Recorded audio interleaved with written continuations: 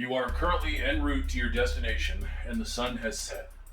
When can you begin logging flight time as night flight time? Night is defined as the time between the end of evening civil twilight and the beginning of morning civil twilight, as published in the Air Almanac and converted to local time. All flight time that occurs during this period of time is considered night flight time. Number 27. While you are performing a pre-flight inspection on your aircraft, an inspector from the FAA introduces himself and says he wants to conduct a ramp inspection. What documents are you required to show the inspector? Each person who holds an airman certificate, medical certificate, authorization, or license required by 14 CFR Part 61 must present it and their photo identification for inspection upon a request from the administrator or an authorized NTSB representative, any federal, state, or local law enforcement officer, or an authorized representative of the TSA. Currency requirements. What are the requirements to remain current as a commercial pilot? 14 CFR 61.56 and 61.57. Within the preceding 24 months, the pilot must have accomplished a flight review given in an aircraft for which that pilot is rated by an authorized instructor and received a logbook endorsement certifying that the person has satisfactorily completed the review.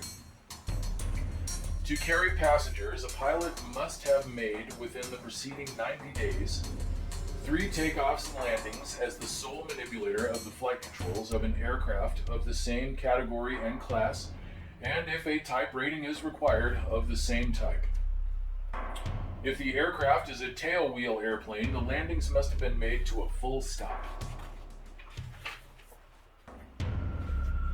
If operations are to be conducted during the period beginning 1 hour after sunset and ending 1 hour before sunrise, with passengers on board, the pilot in command must have made at least 3 takeoffs and 3 landings to a full stop during that period in an aircraft of the same category, class, and type, if a type rating is required, of aircraft to be used.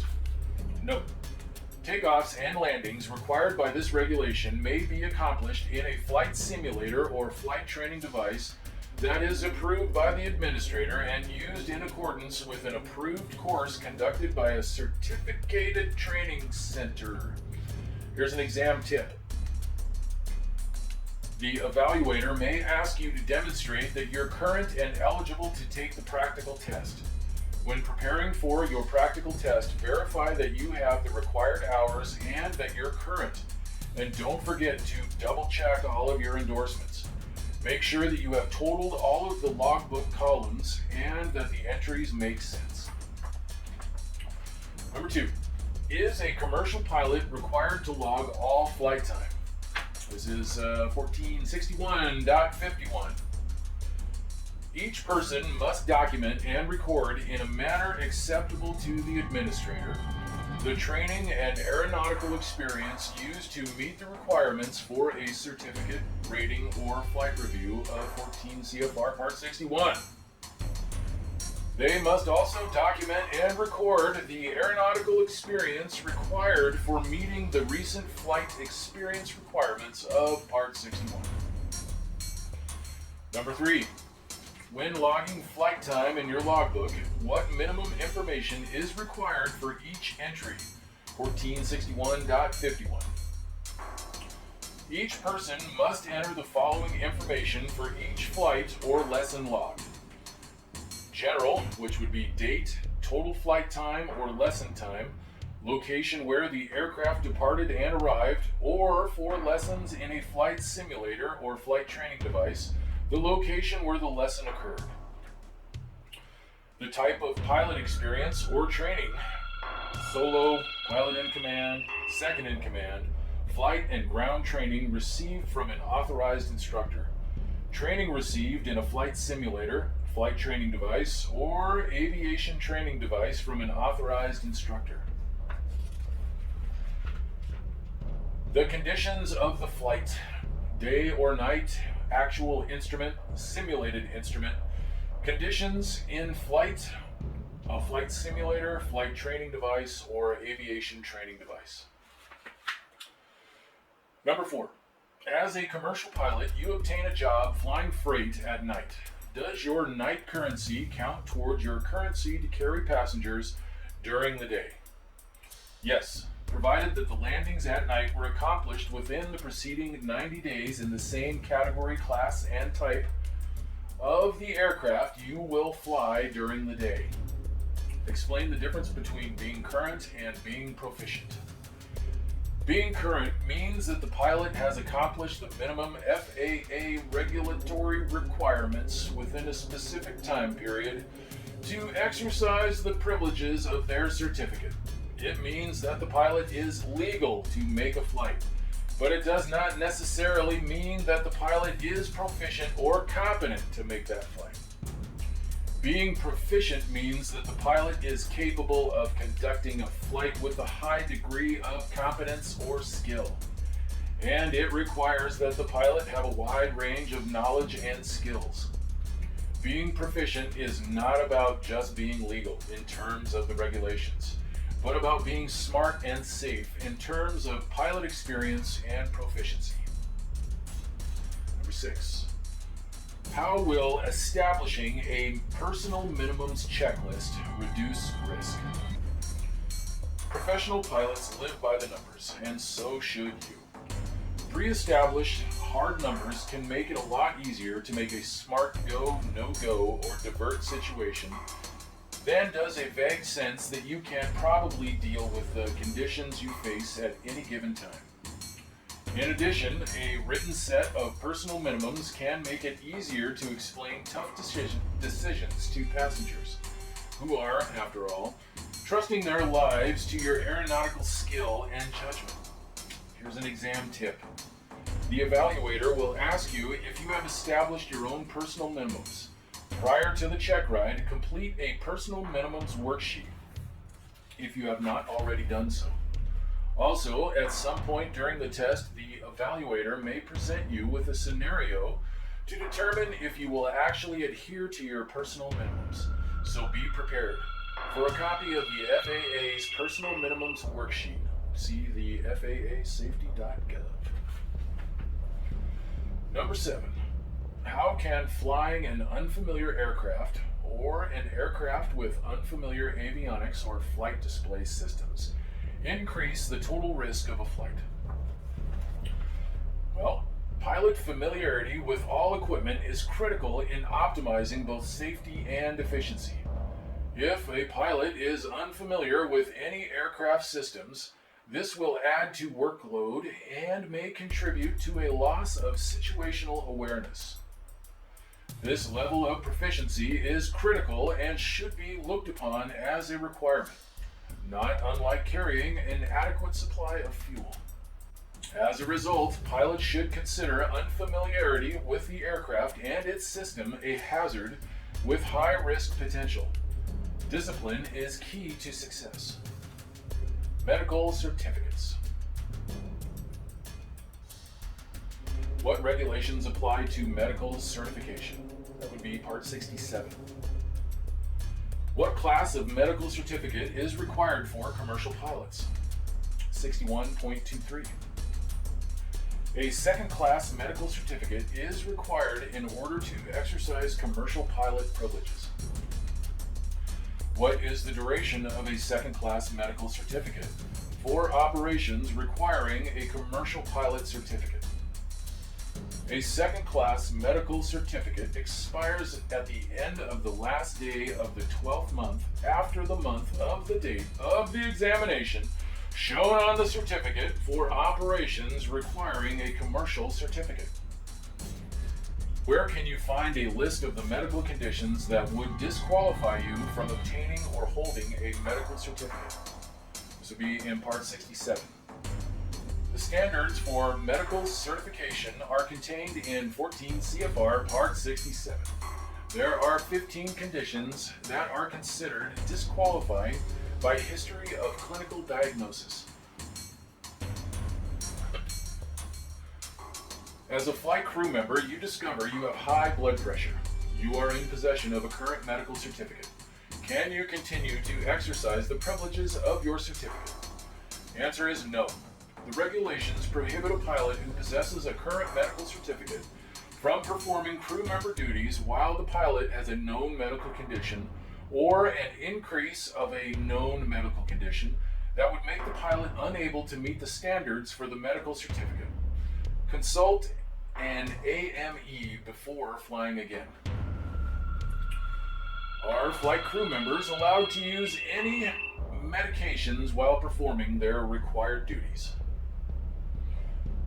14 CFR 6153. The regulations prohibit pilots from performing crew member duties while taking medications or receiving other treatment for a medical condition that results in the person being unable to meet the requirements for the medical certificate necessary for the pilot operation. The safest rule is not to fly as a crew member while taking any medication, unless approved to do so by the FAA. Again, consult a AME for advice. Airworthiness requirements. Aircraft certificates and documents. What documents are required on board an aircraft prior to flight? Think of the acronym AERO. Airworthiness Certificate, Registration Certificate, Radio Station License, Operating Limitations, POH, Placards, Markings, Supplements, and Weight and Balance Data, current. You also need a compass deviation card. That would be 14 CFR 23.1547. You need an external data plate and serial number. That would be 14 CFR 4511. Here's an exam tip. During the practical test, your evaluator may wish to examine the various required aircraft documents, the acronym AERO, during the pre-flight inspection, as well as the currency of any aeronautical charts, EFB data, etc., on board the aircraft. Prior to the test, verify that all the necessary aircraft documentation, onboard databases, charts, etc. are current and available. What is an airworthiness certificate? An airworthiness certificate is issued by the FAA to all aircraft that have been proven to meet the minimum requirements of 14 CFR Part 21 and that are in condition for safe operation. Under any circumstances, the aircraft must meet the requirements of the original type certificate or it is no longer airworthy. Airworthiness certificates come in two different classifications: standard airworthiness and special airworthiness. If the airworthiness certificate of a particular aircraft indicated one of the following categories, what significance would this have? That normal category or utility category? Normal category is aircraft structure capable of withstanding a load factor of 3.8 Gs without structural failure, applicable to aircraft intended for non-aerobatic operation. Utility category are aircraft structures that must be capable of withstanding a load factor of 4.4 Gs. This would usually permit limited aerobatics, including spins, if approved for the aircraft. Does an airworthiness certificate have an expiration date? The answer is no. A standard airworthiness certificate remains valid for as long as an aircraft meets its approved type design, is in a condition for safe operation, and the maintenance, preventative maintenance, and alterations are performed in accordance with 14 CFR Parts 21, 43, and 91. Where must the airworthiness certificate be located? 14 CFR 91-203. The certificate must be displayed in the cabin or cockpit entrance so that it is legible to passengers or crew. For an aircraft to be considered airworthy, what two conditions must be met? 1. The aircraft must conform to its type design, type certificate. Conformity to type design is attained when the required and proper components are installed to be consistent with the drawing specifications and other data that are part of the type certificate. Conformity includes applicable supplemental type certificates, or STCs, and field approval alterations. Number 2, the aircraft must be in a condition for safe operation, referring to the condition of the aircraft with relation to wear and deterioration. Explain how a pilot determines if an aircraft conforms to its approved type design and is in a condition for safe operation.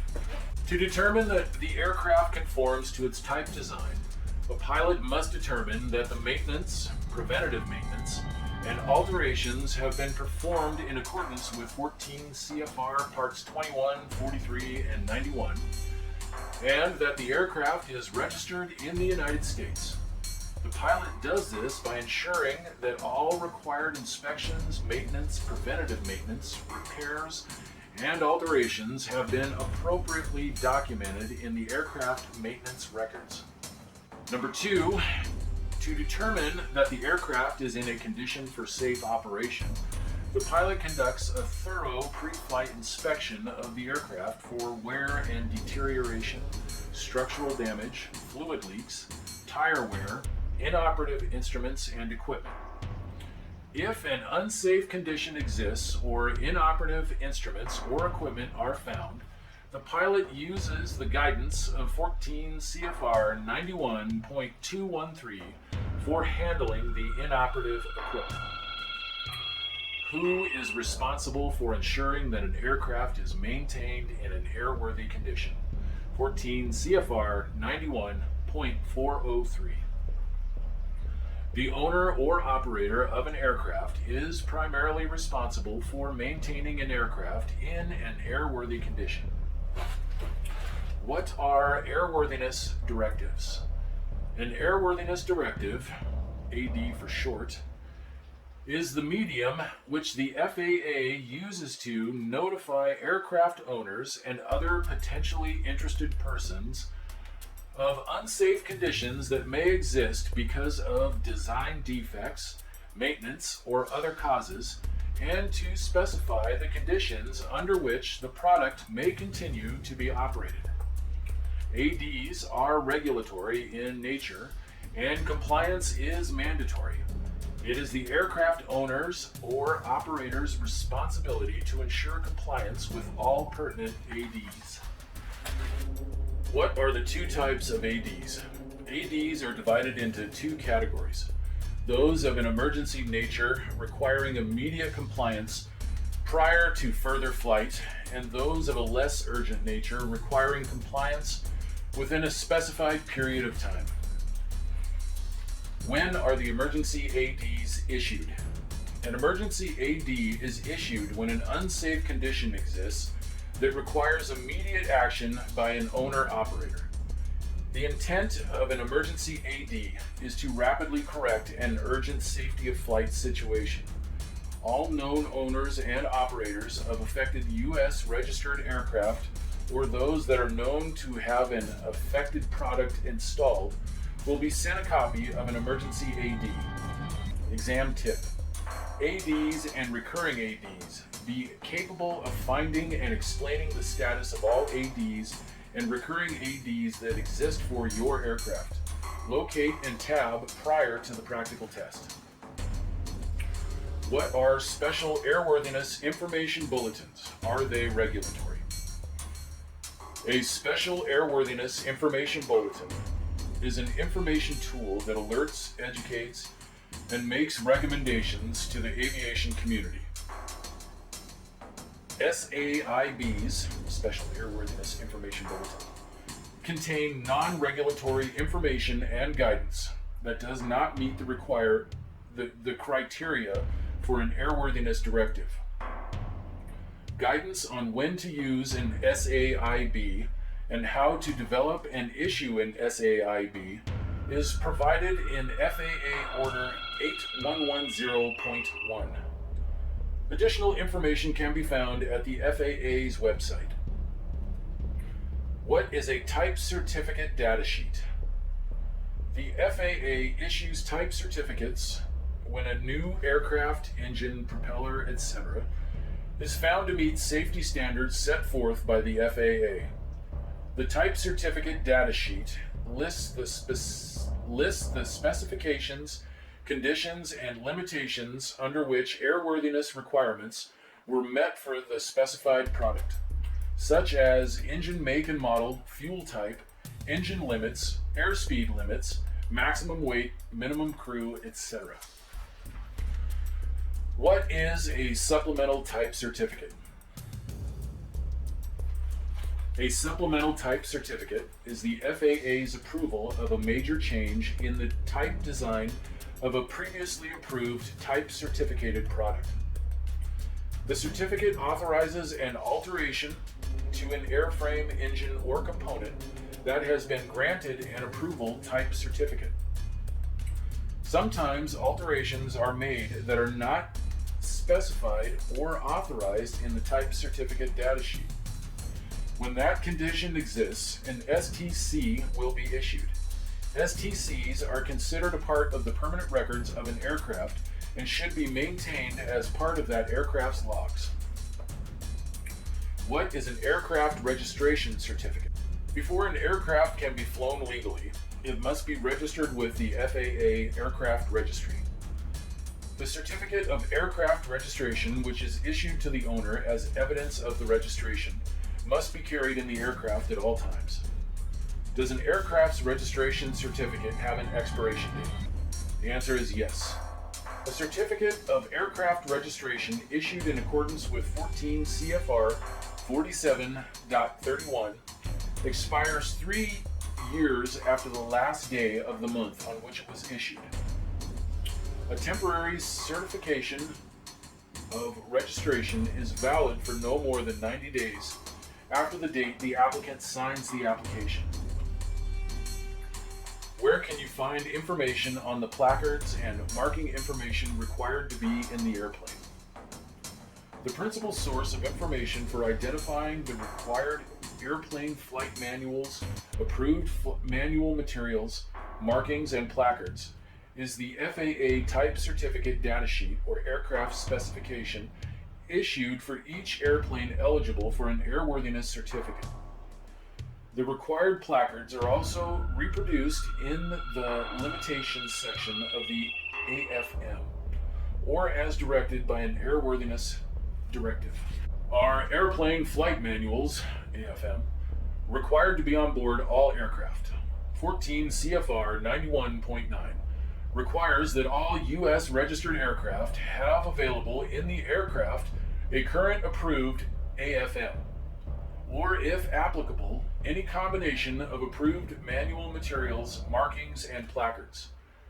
Generally, all aircraft manufactured after March 1st, 1979 must have an AFM.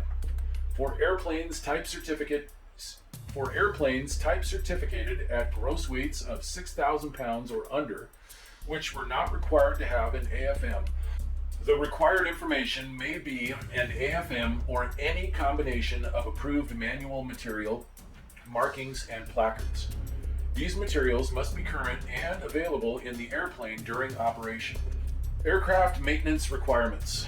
What are the required tests and inspections to be performed on an aircraft? Include inspections for IFR.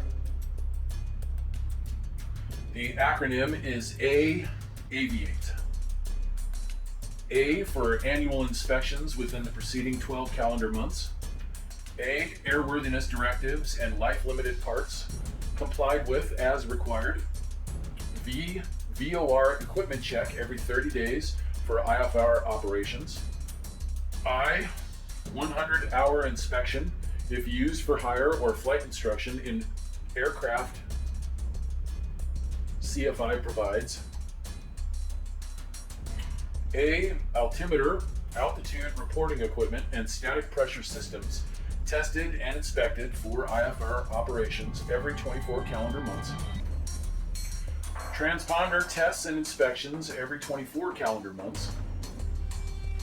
Emergency locator transmitter operation and battery condition inspected every 12 calendar months. Here's an exam tip. Be prepared to locate all of the required inspections, ADs, life-limited parts, etc. in the aircraft and engine logbooks and be able to determine when the next inspections are due. Create an aircraft status sheet that indicates the status of all required inspections, ADs, life-limited parts, etc. And/or use post-it notes to tab the specific pages in the aircraft and engine logbooks. Write the due date of the next inspection on the post-it note. What is an annual inspection and which aircraft are required to have annual inspections? An annual inspection is a complete inspection of an aircraft and engine required by the regulations and is required to be accomplished every 12 calendar months on all certificated aircraft. Only an A&P technician holding an inspection authorization can conduct an annual inspection. What aircraft are required to have 100-hour inspections?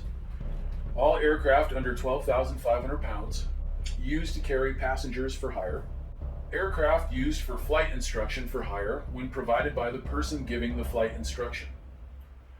If an aircraft is operated for hire, it is required to have a 100-hour inspection. If an aircraft is operated for hire, is it required to have a 100-hour inspection as well as an annual inspection? The answer is yes. If an aircraft is operated for hire, it must have a 100-hour inspection as well as an annual inspection when due. If not operated for hire, it must have an annual inspection only. If an aircraft has been on a schedule of inspections every 100 hours, under what condition may it continue to operate beyond the 100 hours without a new inspection? The answer is, the 100-hour limitation may be exceeded by not more than 10 hours while en route to a place where the inspection can be done. The excess time used to reach a place where the inspection can be done must be included in computing the next 100 hours of time in service. If the annual inspection date has passed, can an aircraft be operated to a location where the inspection can be performed? An aircraft overdue for an annual inspection may be operated under a special flight permit issued by the FAA for the purpose of flying the aircraft to a location where the annual inspection can be performed. However, all applicable ADs that are due must be complied with before the flight. What are special flight permits and when are they necessary? A special flight permit may be issued for an aircraft that may not currently meet applicable airworthiness requirements, but is capable of safe flight. These permits are typically issued for the following purposes: flying an aircraft to a base where repairs, alterations, or maintenance are to be performed, or to a point of storage, delivering or exporting an aircraft, production flight testing new production aircraft, evacuating aircraft from areas of impending danger, conducting customer demonstration flights in new production aircraft that have satisfactorily completed production flight tests. How are special flight permits obtained? If a special flight permit is needed, assistance and the necessary forms may be obtained from the local FSDO or designated airworthiness representative. After aircraft inspections have been made and defects have been repaired, who is responsible for determining that the aircraft is in an airworthy condition? The answer is, the pilot in command of a civil aircraft is responsible for determining whether that aircraft is in a condition for safe flight. The pilot in command shall discontinue the flight when unairworthy mechanical, electrical, or structural conditions occur. What regulations apply concerning the operation of an aircraft that has had alterations or repairs that may substantially affect its operation in flight?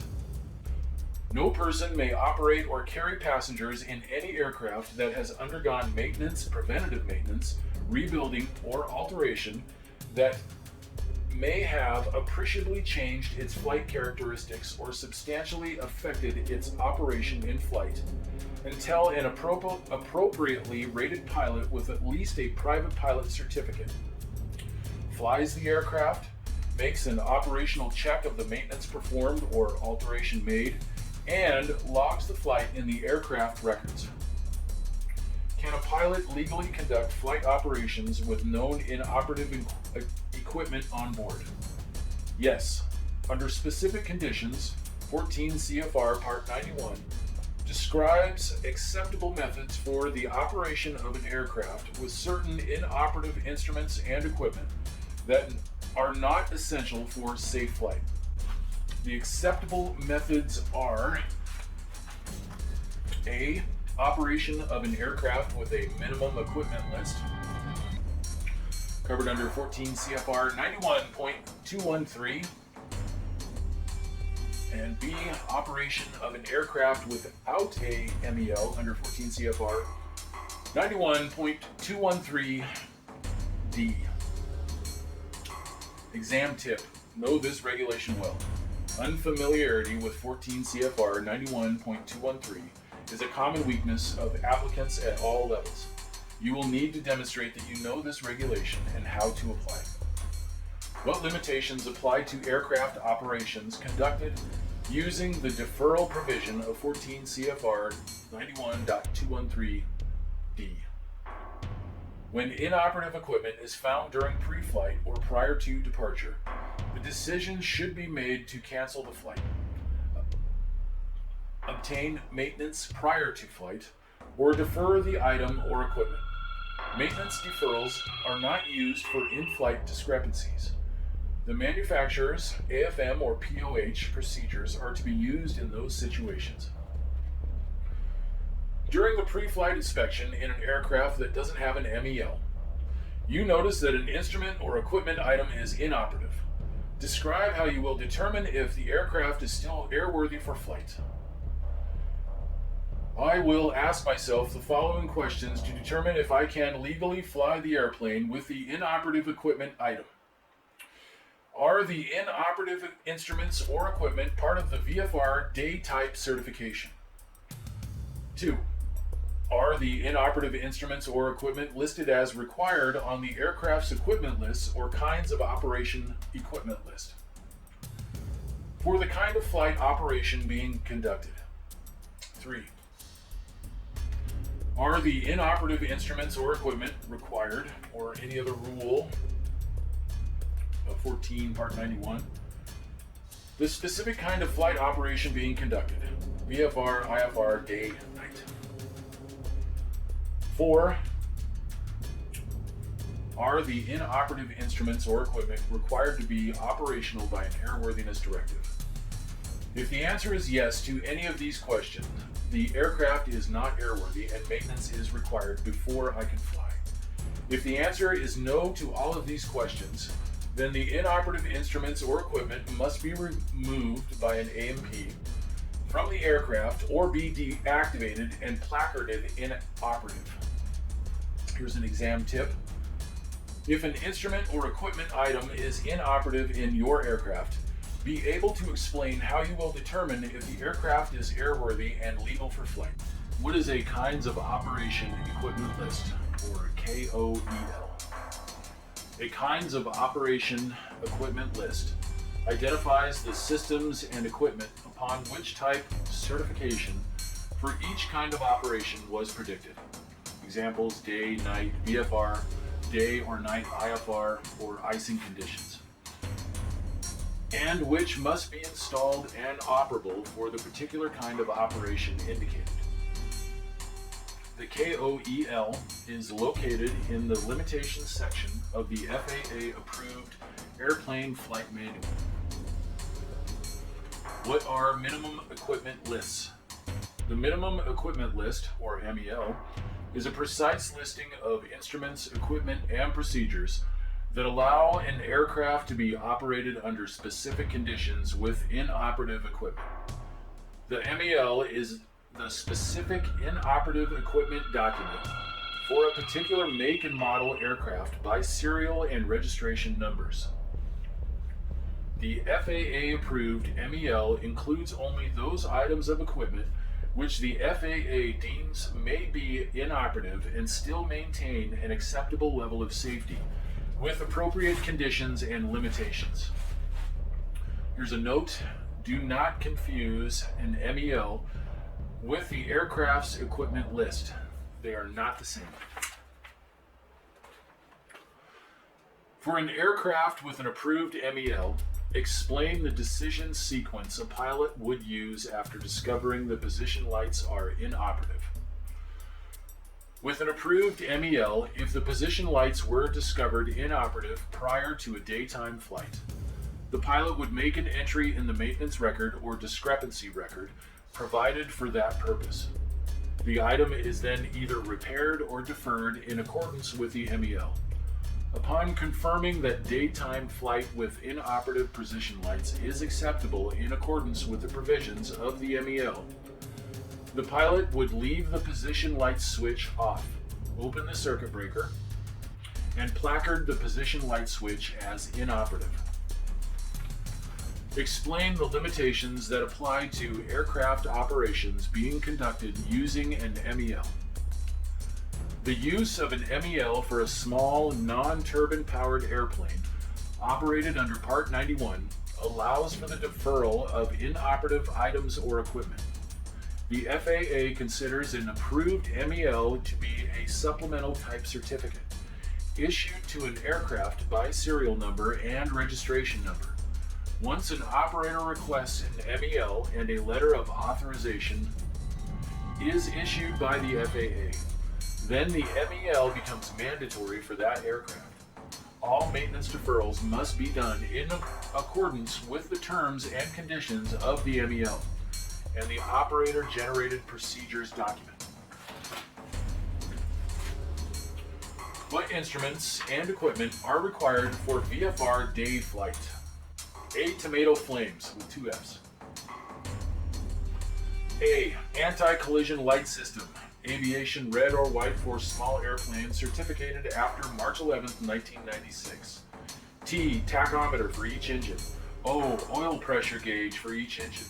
M. Manifold pressure gauge for each altitude engine turbocharged. A. Altimeter. T. Temperature gauge for each liquid-cooled engine. O. Oil temperature gauge for each air-cooled engine. F. Fuel gauge indicating the quantity in each tank. F. Flotation gear if operated for hire over water beyond power-off gliding distance from shore. L. Landing gear position indicator if the airplane has retractable gear. A. Airspeed indicator. M. Magnetic direction indicator. E. Emergency locator transmitter. S. Safety belts and shoulder harnesses for each front seat in aircraft manufactured after 1978. What instruments and equipment are required for VFR night flight? The acronym for that is FLAPS. For VFR flight at night, all the instruments and equipment for VFR day flight are required, plus the following. F for fuses. 1 spare set or 3 fuses of each kind required to be accessible to the pilot in flight. L. Landing light if the aircraft is operated for hire. A. Anti-collision light system. Approved aviation red or white. P for position lights, navigation lights. S. A source of electrical energy adequate for all installed electrical and radio equipment.